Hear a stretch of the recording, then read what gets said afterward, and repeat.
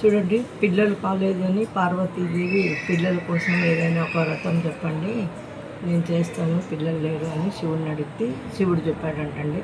వ్రతాలు ఏం అవసరం లేదు, మకరందం పీల్చని పువ్వు, చేపలు కప్పలు పాములు మొసళ్ళు లేని నీరు, అది దాంతో పూజ చేసేస్తే నేను నీకు పిల్లలు ఇస్తానంటాడంటండి.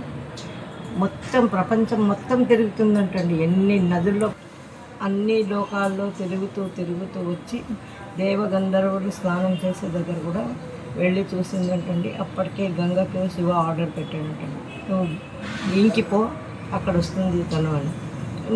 అక్కడ నది ఇంకిపోయిందంటండి. తర్వాత అడవి తిరుగుతూ అన్నీ చూసిందంటండి. ఏ పువ్వు మీద ఒక తుమ్మెద కూర్చోదో, మకరందాన్ని పీల్చుకోదో, ఆ పువ్వు తీసుకుందామని చూసినా ఎక్కడెక్కడ కనిపించలేదంటండి పార్వతీదేవికి. అలసిపోయి కొండలు గుట్టలు నదులు అన్నీ తిరిగింది. అన్ని నీళ్ళల్లో పాములు కప్పలు ముసళ్ళు అన్నీ ఉన్నాయండి. క్రిమికీటకాలు ఉన్న నీళ్ళు నాకు పని చేయదని చెప్పాడంట.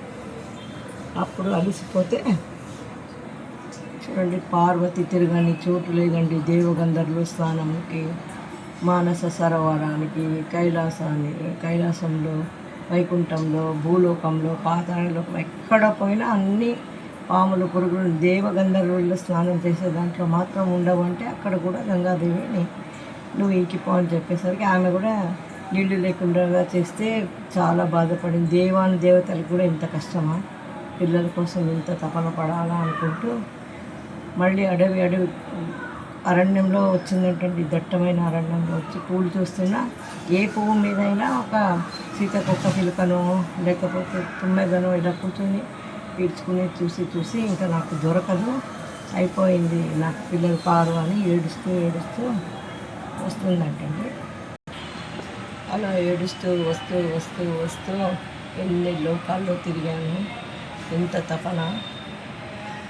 ఇంకా నేనే ఇంత తపన పడుతుంటే నరమానవులు ఇంత తపన పడతారు అని ఆలోచిస్తూ చిన్నగా అడవిలో అడుగు వేస్తూ ఎందుకంటే అప్పటికే అలసిపోయిందండి. అన్ని నదులు తిరిగి ఎక్కడెక్కడ కావాలంటే అక్కడక్కడ ప్రపంచంలో ఎక్కడ నదులు ఉన్నాయో అన్ని నదులు చూసొచ్చిందటండి.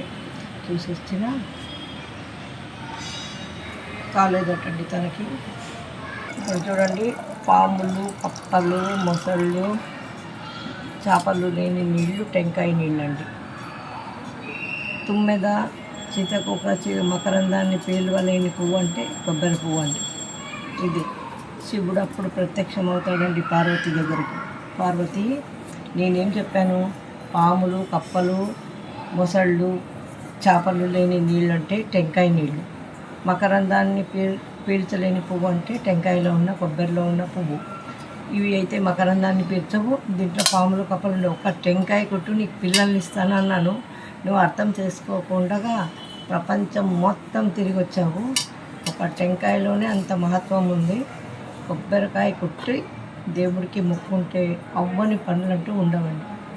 ఇలాంటి కథని ఈశ్వరుడు పార్వతీదేవికి చెప్పాడండి. మీరు కూడా పిల్లలకి చెప్పచ్చండి, ఇది పిల్లలకి కూడా చెప్పచ్చండి. ఎందుకంటే ఒక టెంకాయలో అంత మహత్వం ఉందని పరమశివుడే పార్వతీదేవికి చెప్పాడండి. టెంకాయ కొడితే ఇంత మహత్వం ఉందని మా అత్తగారు చెప్పేవాళ్ళండి. మాకు ఈ స్టోరీ మాకు కూడా తెలియదు, మా అత్తగారు చెప్పేవాళ్ళండి. నేనైతే ఈరోజు మీకు అందరికీ చెప్తున్నానండి, పరమశివుడు చెప్పిన టెంకాయ మహత్యం. మీరు కూడా పిల్లలతో చెప్తే పిల్లలు కూడా తెలుసుకుంటారండి.